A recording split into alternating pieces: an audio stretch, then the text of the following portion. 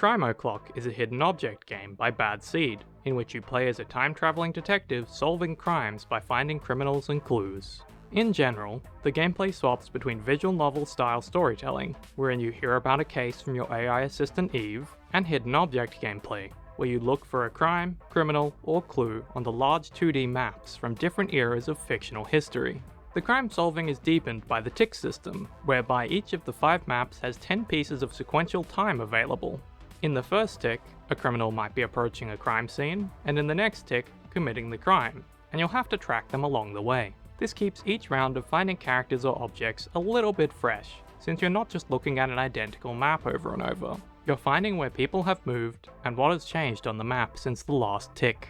The crime theme means you're focused on people. Eve comments on nearly every correct object or person you find, and discusses the next step of solving and preventing the crime, as well as the human story behind the pictures you're clicking on. And while it can sometimes be too much text, it kept me interested in the little stories of these dioramas. There are minigames sprinkled in when your cases need information that isn't visually available. You might perform a frequency analysis, or decode some data by adjusting some knobs or playing a game of memory. These minigames aren't particularly interesting, but they provide some much needed variety.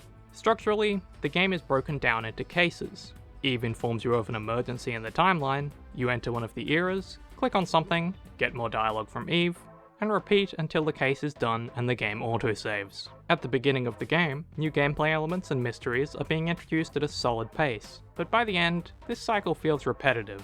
You've already found all the gameplay elements, the story is on its way to a now obvious conclusion, and you're just here for clicking on people.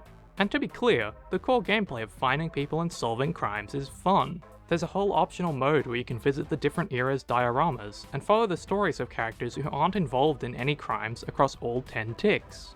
Many of the game's cases involve cute pop culture references, and the alternate history of the game allows for cool technological dioramas and anthropomorphic animals. The story of the game is decent. It doesn't quite manage to be compelling on its own, but it overall helps the flow of the game. The art is fantastic, both detailed and cutesy, while still being clean enough to find what you're looking for.